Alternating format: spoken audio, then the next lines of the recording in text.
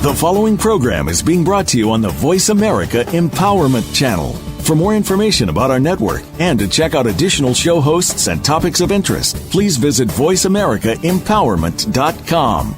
The Voice America Talk Radio Network is the worldwide leader in live Internet talk radio. Visit voiceamerica.com. The views and ideas expressed on the following program are strictly those of the host or guests and do not necessarily reflect the views and ideas held by the Voice America Talk Radio Network, its staff, and management.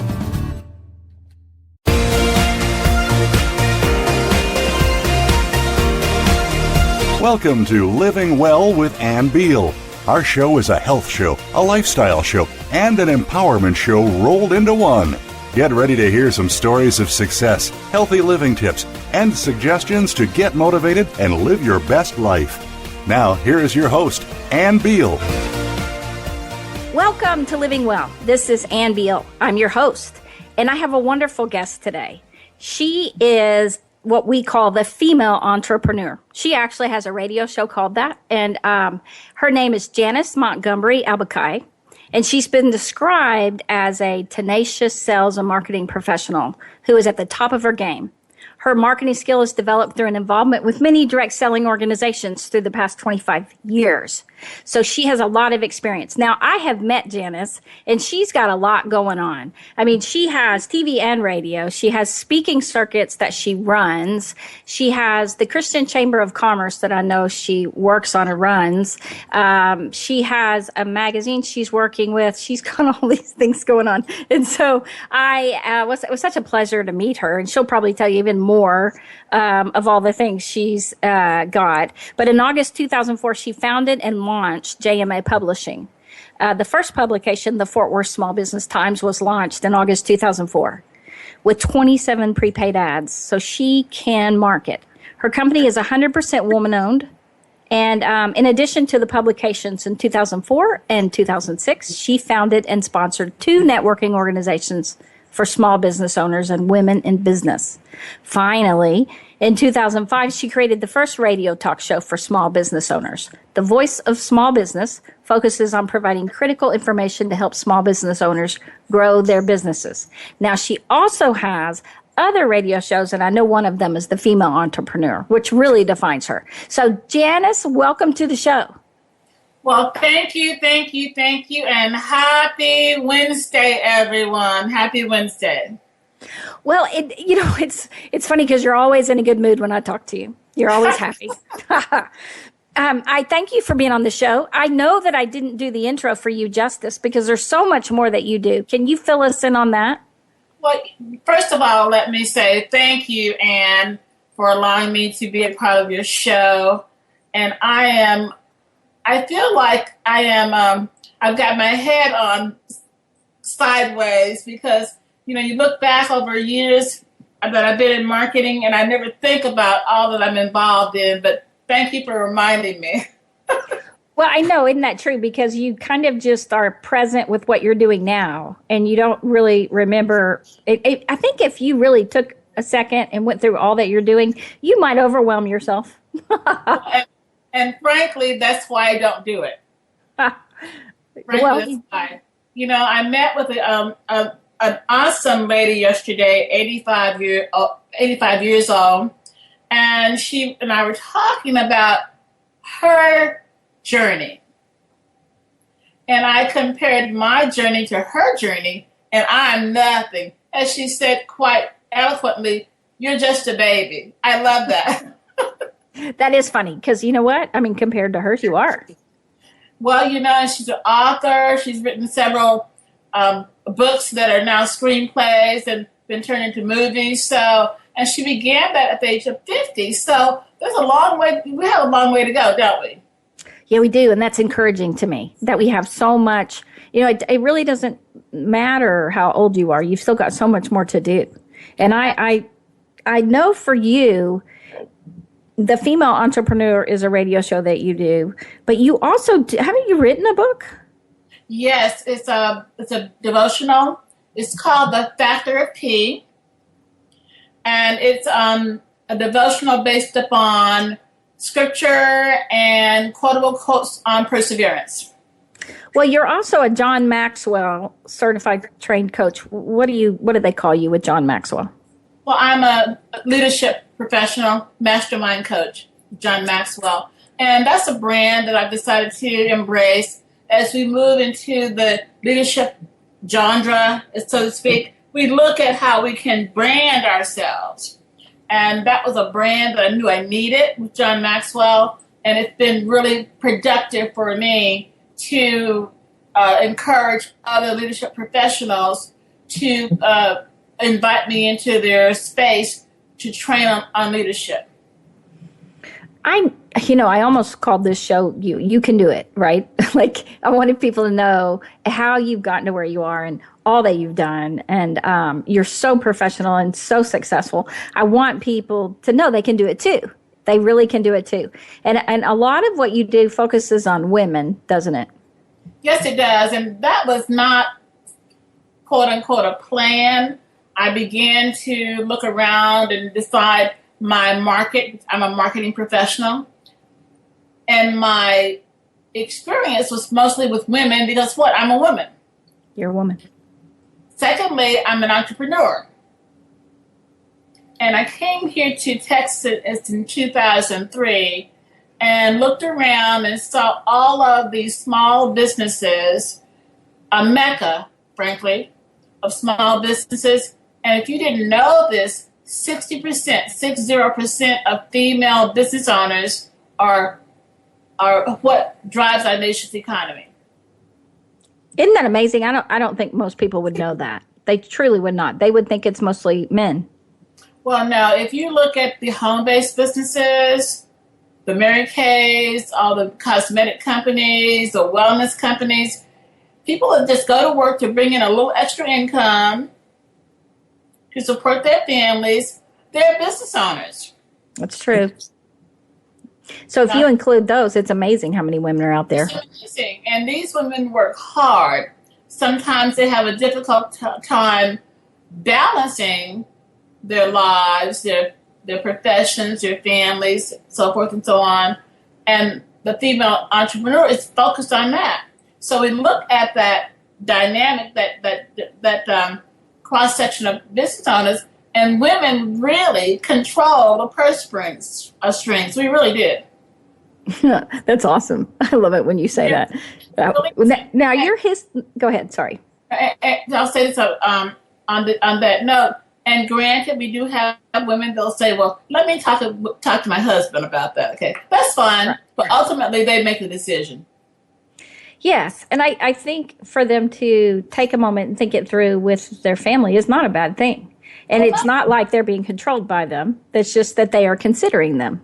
It's balance. It's balance. Now, I would love people to know. Right now, you live in Keller, Texas, which is in the DFW, Dallas-Fort Worth Metroplex. Correct, yes. And so can you just go through your history? Like, so you weren't from Texas. Where are you from? I'm from a little community called Northport, Alabama. And Northport is right outside of Tuscaloosa. Go Tide, yes. That's cool. Northport, Alabama. I'm glad you said the town.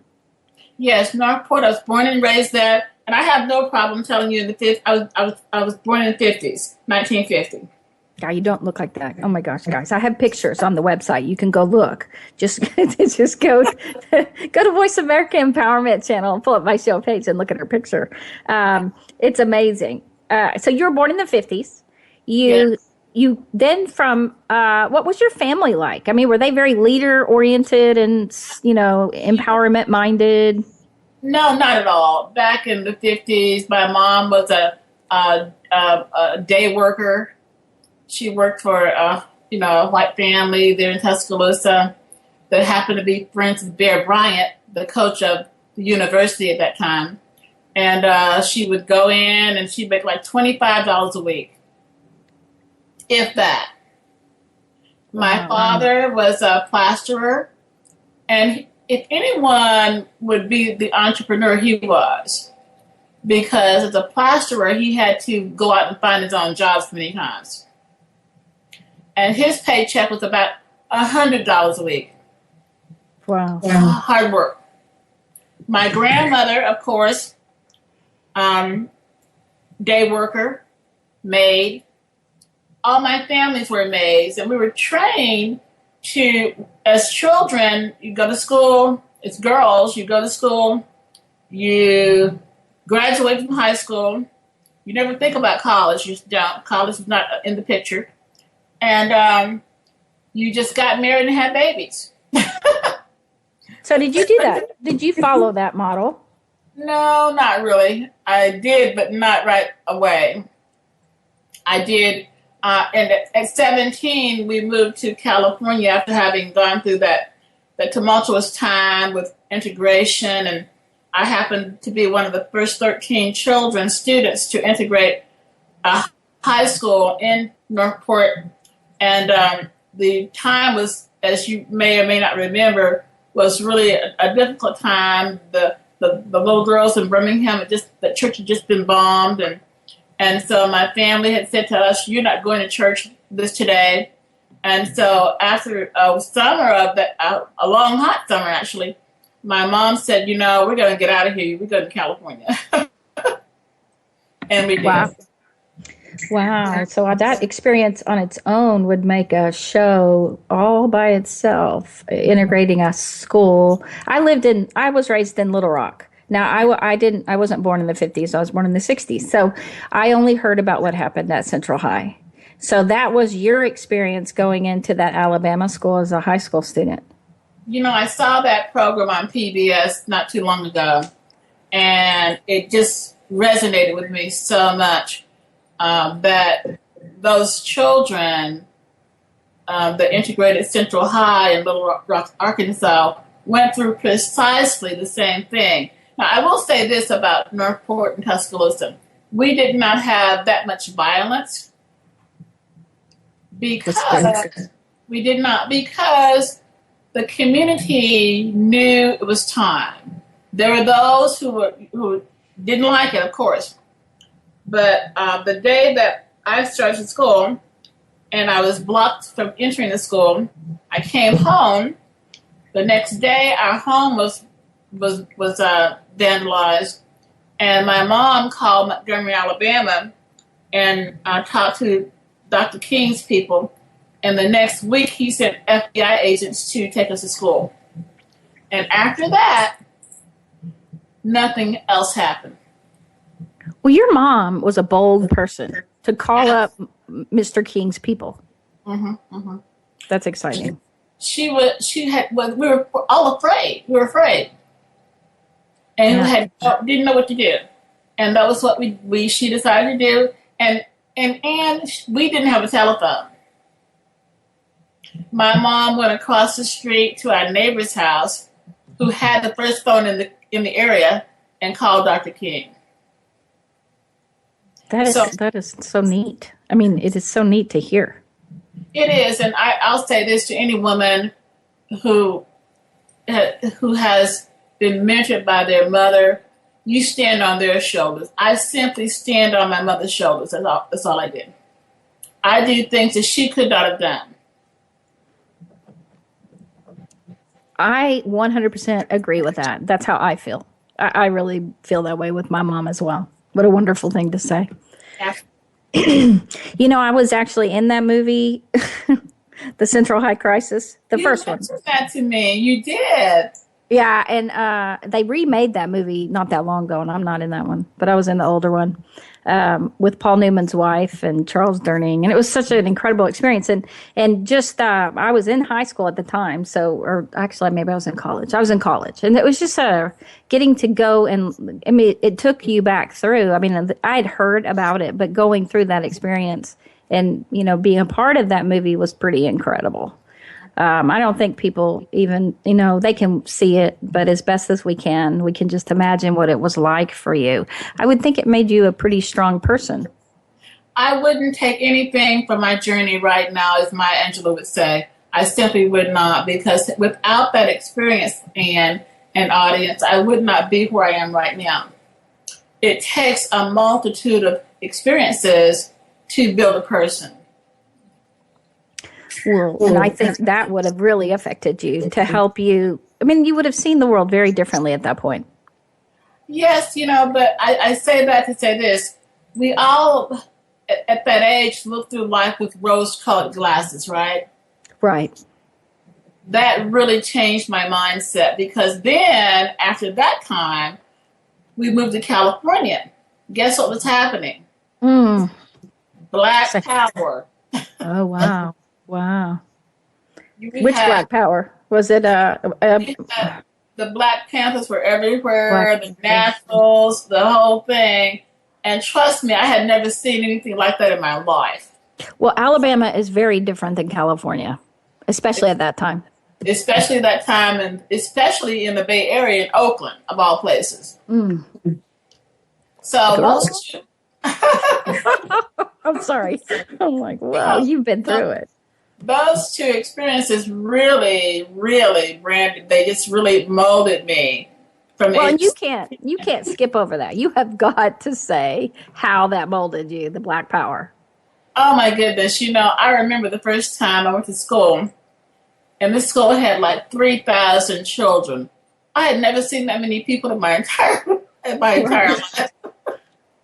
I believe that. All nationalities, of course, in the Bay Area.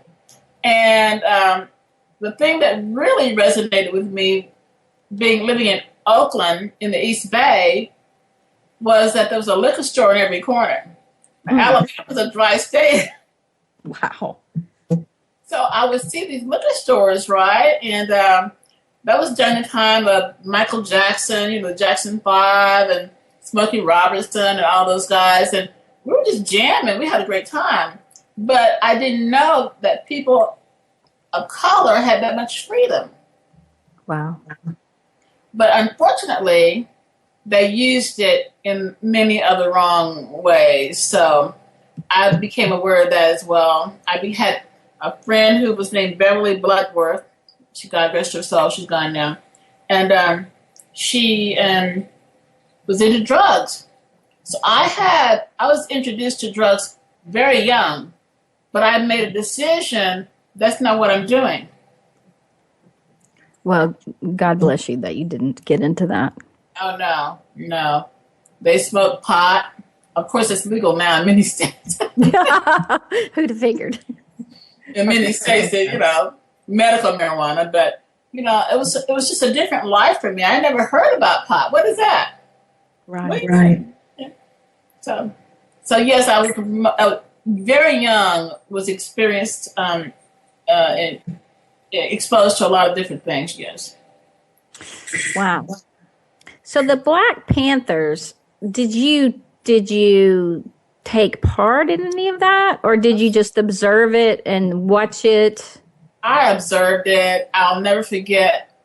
You had the Black Panther Party on one side, and then you had the Black Muslims. Really? Oh, yeah. What am I saying? Yeah. Because the boxer, Ali was, yes, everybody was doing that, a lot of them. So one day, I don't know where I was, but this nice young man came to my mother's house, and along with an entourage of other people, and said, we'd like to take you out for dinner. I'm like, I asked my mom, would you go to the door and tell them I'm not going, But they were trying to recruit me as a Black Muslim. No, sorry, that didn't work out for me. I never became a Black Panther. No, it was too radical for me. It's just it was pretty radical. Out of my comfort zone. Well, and I think in general, people can choose to use their skills and knowledge and freedom for good or for evil. Bad things or good things, and that is the challenge for all of us. And that's not to say, from what from living in the area and hearing about the Black Panther Party, they were running preschools, lunch programs, breakfast programs, grocery giveaways, all kinds of great things. that Eldridge Cleaver, who then became the mayor of Oakland, was involved in. But his counterpart, Bobby Seale, was a little bit of the psychopath. I'll say that. Psychopath. I don't think that people probably know the good side of the Black Panthers, as far as they just know the radical, the radical damage, right? But not all the good that they did back then. They did a lot of good for the community, but again, there were two sides of it: the Eldridge Cleaver side and the Bobby Seale side. And of course, Bobby Seale went to prison and came out and went downhill rapidly and was killed in Oakland in, I think, a gunfight or something. I can't remember. But Eldridge Cleaver went on to become the mayor of Oakland back then. So there are good things. There's something good in everything. Wow. Mm-hmm. You have quite a background. Well, I've lived a little bit. I've lived a little while. Just a little while. But I learned from those experiences, and I learned that people are people, no matter where they are. Right. No matter what their backgrounds are, we need to look and find the good in everything. Everything, even in this economic climate, even in this political climate that we're in, there's something good that's coming out of this. What's going to be, I don't know, but something's coming out of it. Yeah, I think that social media has changed the dynamic of one of the things about social media. It lets people just choose their friends. And so they are limited in a very small circle to people that think like they do. And so it has, in a lot of ways, I think, caused that when an outsider comes in that doesn't agree, the mindset of what they do to that person, I just feel like all of that has gotten a lot worse with social media. I mean, not that social media hadn't done a lot of good, but it doesn't, you get to pick who's in and who's out. Yes, social media is, if I may say so, an enormous clique. It's a social clique. Mm-hmm. That's all it is. And so I have chosen to use it to promote my business, but not to talk about what I cook for dinner. Well, and I think that staying positive is so important and putting it out there because, people, there's a lot of negative, and I think it's easy to complain, but not complain to the right people. You can complain, right? And so getting positive. And I know so much of you is so positive. Everything that I see, you have such a strong positive mindset and hopeful, grateful, kind of a praise mindset. Well, I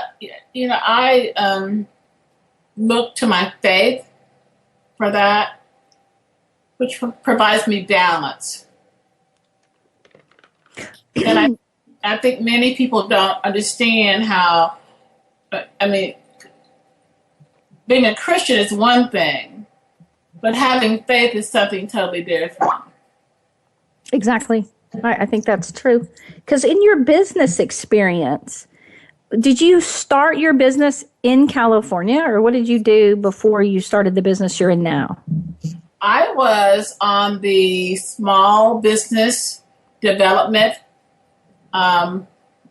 department for the Sacramento Chamber of Commerce. Wow. So I basically went out and knocked on doors and signed people up for chamber memberships. Wow. So you've had skills signing people up for a long time. That's one of the ways you got so good at this. Mm-hmm. And I love that. I love that because I learned to build relationships. I learned to become relationally responsible in business. You mentioned that. You mentioned that to me. Explain what you mean. Well, there are a number of different relationships. There are friendships. There are acquaintances. There are, husband, wives, the whole marital relationships. But we forget being relationally responsible means following through and following up. If you tell someone you're going to do something, do it. Right. And I have a great example. I brought a speaker in from Ohio for the last conference we did, and I always give a speaker sheet out, an agreement, and I explained to my speaker I have a sponsorship coming in. It may be 30 to 45 days before I get it. You'll be paid when it comes in. Now, the day that that money came in, I turned around and paid her. She knew it. But I followed up with her every single week to make sure she knew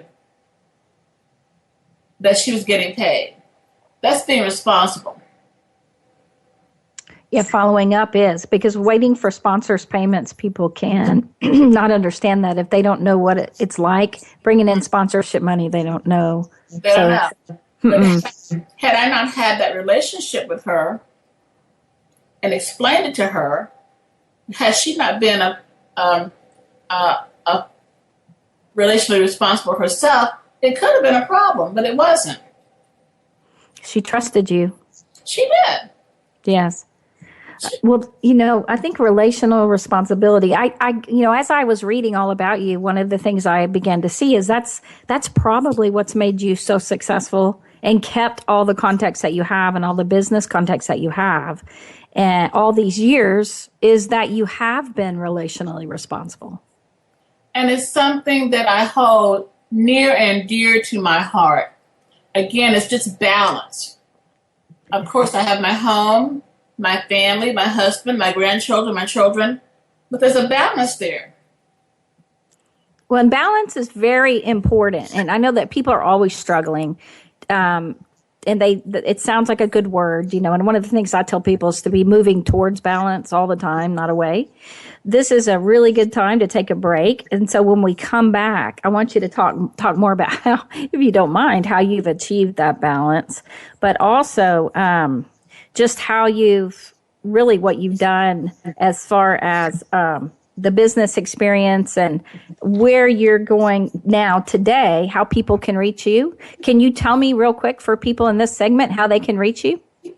Very easily. You can find me on Facebook at Janice Montgomery Albokai-Strauser. You can find me on my website is Janice Albokai.com. And of course on LinkedIn, my full name, Janice Montgomery Albokai-Strauser. Go ahead and connect with me. Facebook, LinkedIn, Twitter, Pinterest. The other one is called, there's so many. Well, I know you have the Speakers Bureau too, the North Texas Speakers. The Speakers Bureau, the Chamber. We'll talk about all that when we come back. How's that? Yes. So you guys stay right here and we'll be right back with Janice Montgomery Albokai-Strauser, the female entrepreneur.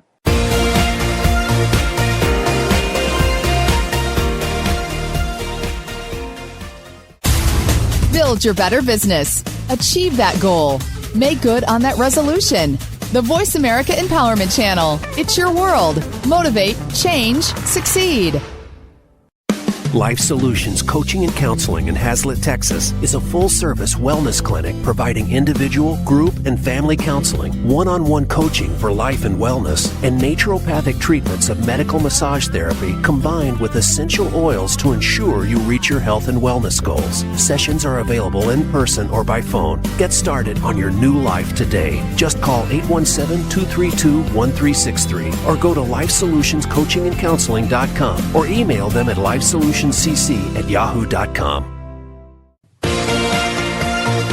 Sunshine Herbs in Saginaw, Texas, on Main Street, Business 287, has all of your supplement needs and healthy food products.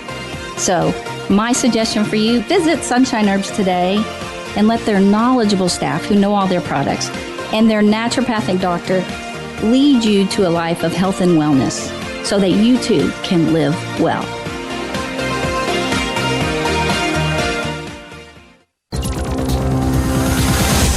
It's your world. Motivate, change, succeed. VoiceAmericaEmpowerment.com.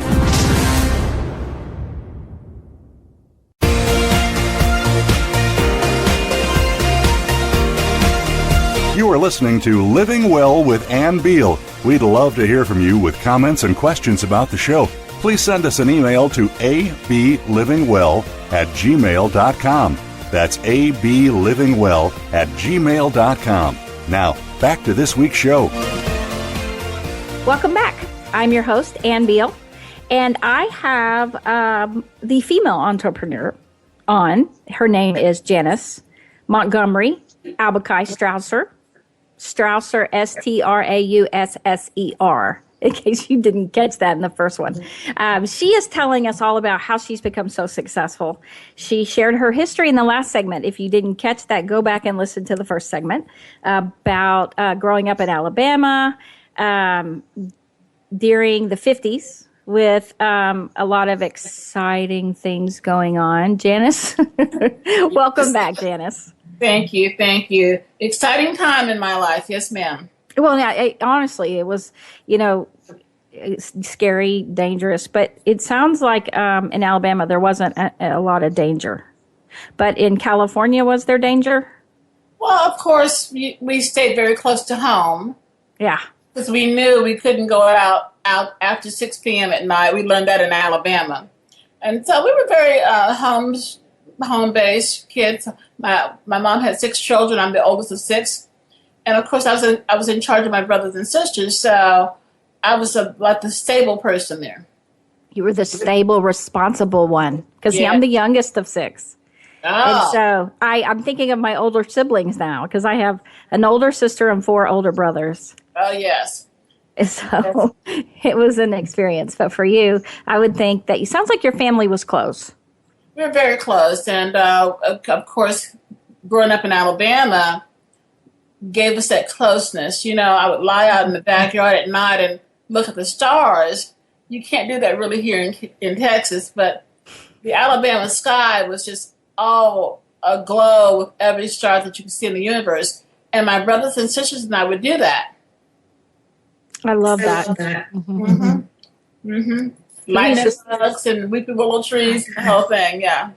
Willow trees. Now that does sound like Alabama. That sounds like Alabama. Okay. So when did you come to Texas? Is that the 2003 you were talking about? Exactly. I came here in 2003 to get married. It didn't work out.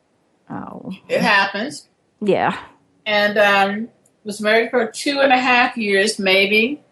And went through a divorce. That happens as well. Was homeless for about 2 years.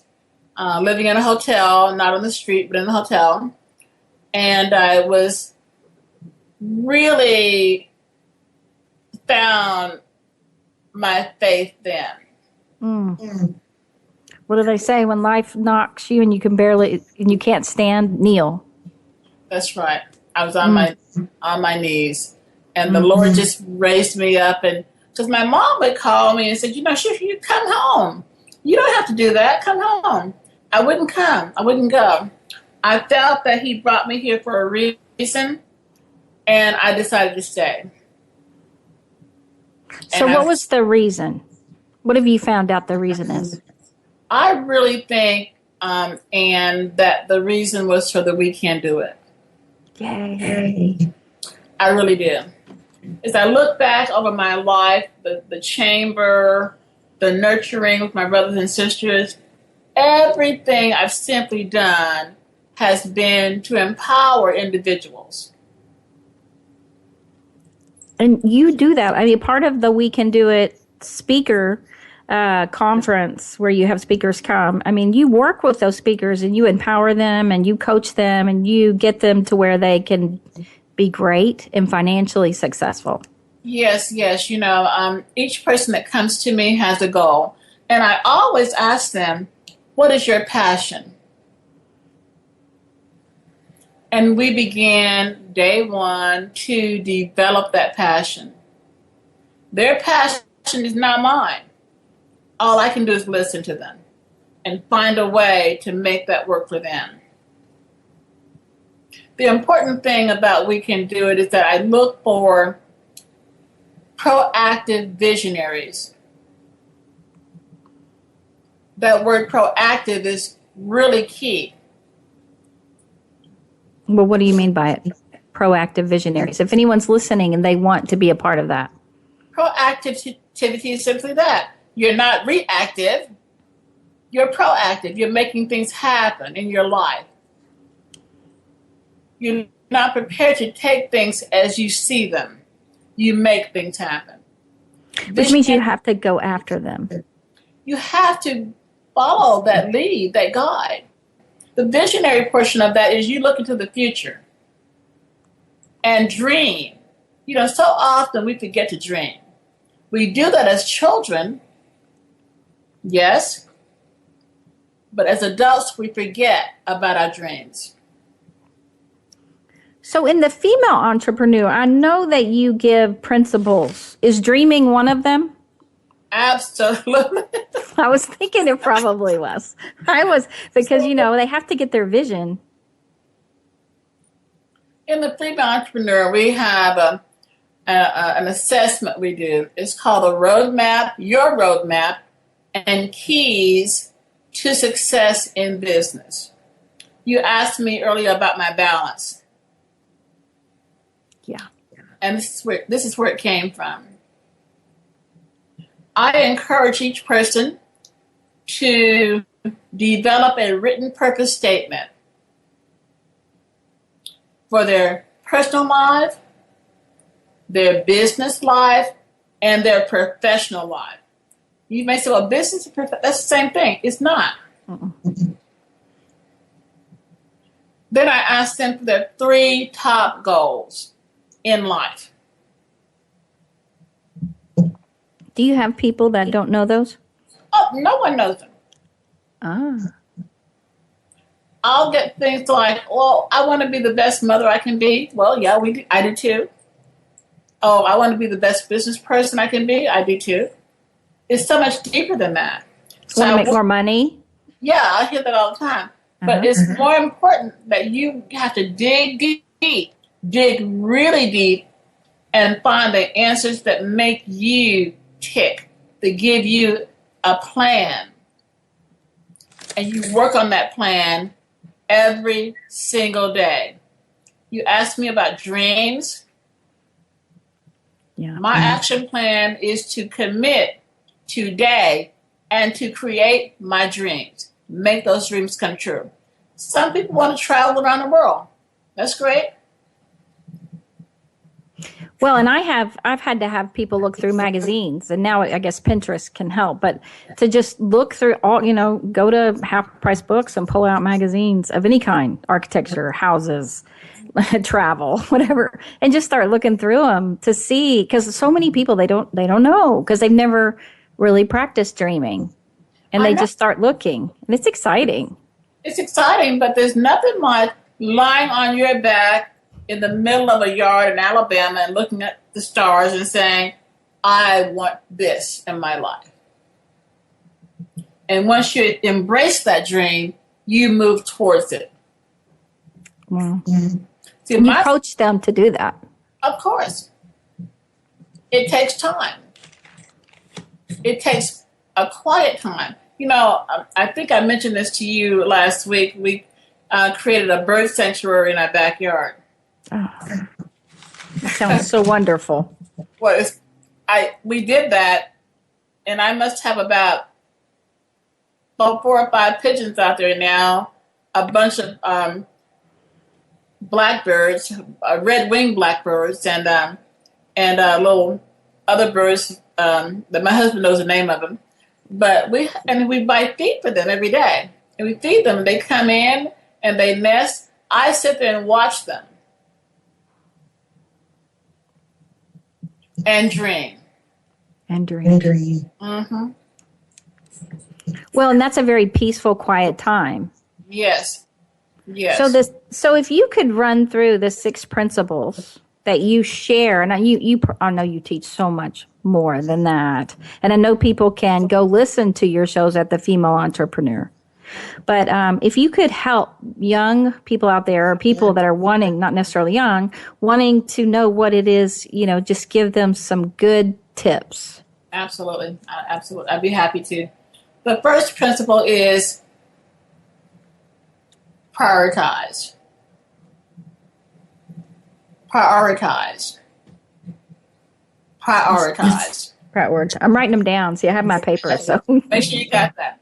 The second one is to have a strategy, a plan. You can't do anything without a plan. Okay. The third one is to have your finances in order. You know, finances are huge. I'll give you an example. When I married my husband, this last husband, I'll say, having come out of that difficult marriage, I made it a point to say to him, I want to have my own 401k. Being in business, you don't have one. No. He had one. He has one. He's been an engineer now for 40 years. But I didn't have one. But guess what? I have one now. Because you prioritized and you had a strategy. Yes. But I made it his strategy as well. Oh, that's good. Because you said it out loud and you got help. So what's number 4?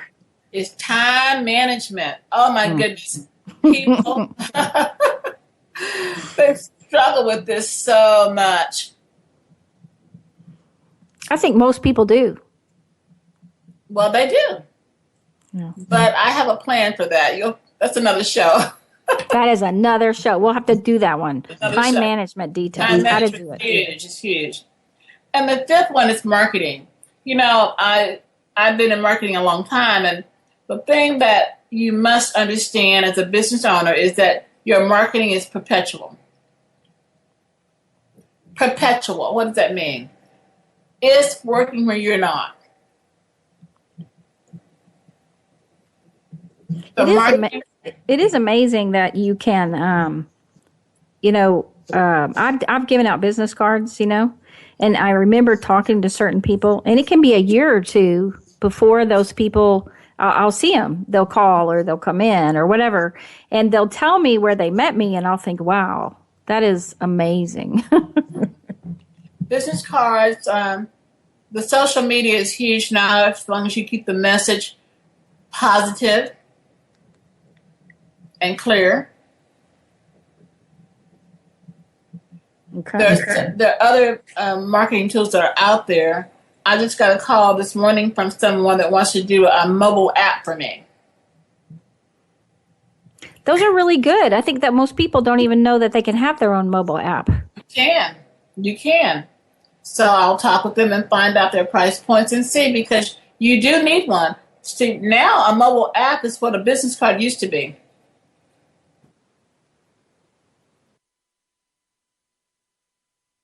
A mobile app. And you're going to teach people how to do The that. mobile app is a new I think business that card. the social media, and you are very good at marketing through social media.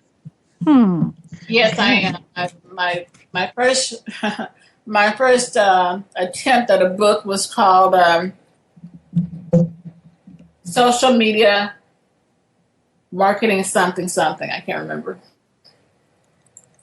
So you didn't go through with that? I didn't really do it, but and the reason is social media changed so much. By the time I finished with it, it was time to upgrade it and do it again. So, Right. Actually, you know what? That's interesting. So more of an updated podcast kind of thing would probably be better. exactly. Wow. So I didn't finish with that, but I thought about that actually last week to just take that information and add it to a blog and blog on it. That'll be good. Because so many of us, particularly women who are my age, and even younger, they'll have their Facebook, but don't know the difference between a Facebook page, a personal and a business page. Imagine that. Yes, and it's interesting to get a business page. You have to have a personal. Yeah. So it's interesting. So for you, the marketing is the marketing is very important, because there are people that don't like to do that.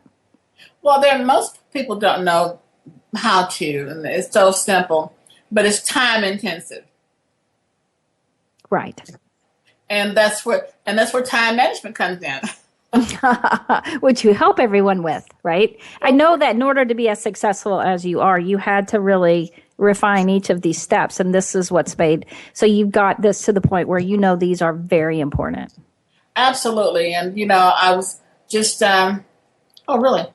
I am really encouraged when I see our speakers and our authors really come to where they understand how the importance of marketing. And if you just devote 20 minutes a day consistently before your business starts, you'll make a dent. It may take a while, but you'll make a dent. Make a dent. I would think with social media, it can be so much easier to get ahead than it used to be. I wish I'd known then what I know now. God, me too. Me too. Back in the day. Although, now, what's number 6? Number 6, I know, is I love number 6. Number 6 is perseverance. You got to stick to it. You can't because I was wondering, because I was going to ask you the challenges you faced and that you've persevered through each one. Yes, of course. You can't. You've got to stick with it. You've got to. You get knocked down, you get back up, and keep going. Nothing worth having is easy. How have you decided? Because you're doing so much, and it all fits together. Mm-hmm. You have a lot of energy. I take it. Yes. Because I have a lot of energy and you're doing more than me. And so I thought, wow. And you have, like the balance you were talking about, you have achieved that. If you think about things that you have really found that have influenced you the most to really make you who you are, as far as where you've gone with your business now, what are really those factors that have done that for you in your life? That's a great question. Thank you for asking. I'm going to say that these 6 principles for success have been the roadmap for me. And you're able to take them and put them, so concisely and then coach on them. And it's interesting because so many people, they don't realize how many years and how much experience and time has gone into this. And that's why you charge what you do for this. And that is true. But I also believe that you hold yourself as an example. So what do you mean? People look up, and that's either yes or no. I'm not sure, but they look up to those of us who are in the public spotlight. We have to be very careful as to how we order our steps. Very careful. Very careful. Very careful. So for you, you're giving back to women. You're giving back to people. Yeah. And one of the things that really attracted me to you was, you have such a professional look. You have such a professional way about you. You are very focused. I am. Does that make sense? I'm very focused. Mm-hmm. Very focused. So when what is it that, when someone's wanting to be like you and, they don't have all the years you have. I mean, they just would like to do it as quick as they can. What would you suggest for them? Well, the first question is, the first comment is I have, no one can be like anyone else, right? Yeah. We all have our spiritual gifts. My goal is to help women particularly to hone those gifts, define them, embrace them, and empower them to use those gifts to, here's the key, help someone else. To give back. Yes. Well, and it sounds like even with all because you have so many venues that if someone wants to do radio or somebody wants to do TV or somebody wants to speak, am I missing anything in there? If someone wants to do those things, is there other things you help them do? One of the things I'll say this, let me answer it this way. The first thing I'll do is meet with a person. either one-on-one or on Skype or on FaceTime, and learn what their goal is. If I can help them, then great. If I can't, I'll find someone. If I cannot, I'll find someone who can. Oh, that's good to hear. Yeah, if I can't help them, then I'll find someone who can. So I believe in giving back. And my final thought process is this: success is what you attract by the power in you. That's a good thing to say. Remember that. It's what you attract by the power in you. Let me just say that for, I'm going to be working with you. I'm pretty excited that you and I are going to be working together. You have a lot to teach me. Well, and you and me as well. So it'll be fun. Now, as far as the speaking, the We Can Do It conference, are people able to just come to that? It is free and open to the public. So what will they get from that? We have a full day of speakers, workshops, panel discussions, small group presenters, lunch. You pay for your lunch, though. That's not free. We're not feeding people. Where is it located? The address is 4441 West John Carpenter Freeway in Irving, Texas, at the Doubletree Hotel. Now, that is June 18th is the next one, right? That is the next one, June 18. The doors open at 8 a.m. We're there till 4. The morning sessions are 4 speakers. We break for lunch. We got a fashion show coming up with the Mansion on Park Row Spa, Pantego, Texas, which is just outside of Arlington, with massage therapists, facials, you name it. A fashion show by Anthony with the awesome fashions. Red, black, and white are her colors for this session. And then the afternoon session, again, speakers, small group presenters, networking all day long. That sounds wonderful. Now, is it for men and women or women? It's for men and women. That's what I thought, for both. We do not discriminate. And I can't be there because I promised to go to my reunion. And I'm going to miss that one. I'm going to give that up and go to Little Rock to my reunion. I want 35 years of law. Anyway, at Central High. Well, thank you so much for being on. You guys reach out to Janice. You can learn so much from her. And again, it's JaniceAlbokai.com. And that is JaniceAlbokai. Did I say that right? Yes, ma'am, you did. Okay. And then you can find her through Janice Montgomery Albokai-Strauser on LinkedIn or anywhere. Just Google her. If you don't remember anything, just Google her. And you can find her Female Entrepreneur Radio Show. And We Can Do It conference. You have that. That is all on her JaniceAlbokai.com, right? That's right. Mm-hmm. Okay. And the North Texas Speakers Bureau, if you want to be a part of that, you can, again, get that on her website or go to NorthTexasSpeakersAssociation.com. That's correct. Mm-hmm. Okay. Awesome. We would love to have you join us. Thank you, Janice. It's been a pleasure. Thank you. Thank you. Thank you, Ann. I'm looking forward to working with you. Oh, thank you so much. I just love the way you empower people and for giving us some great tips today. You guys, thank you so much for listening to Living Well and try to apply some of these wonderful tips from Janice to your life and to your business. She is a small business expert, so she knows what she's doing. I appreciate her, and I appreciate you guys for listening. And we'll see you next week. If you can't get me here, then get me on livewellshow.com. And we look forward to it. In the meantime, live well.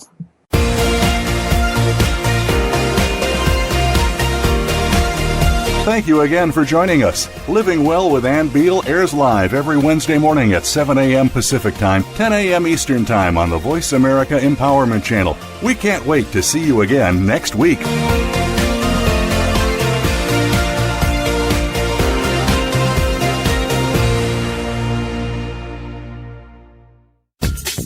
Thanks again for listening to the preceding program, brought to you on the Voice America Empowerment Channel. For more information about our network and to check out additional show hosts and topics of interest, please visit voiceamericaempowerment.com. The Voice America Talk Radio Network is the worldwide leader in live Internet talk radio. Visit voiceamerica.com.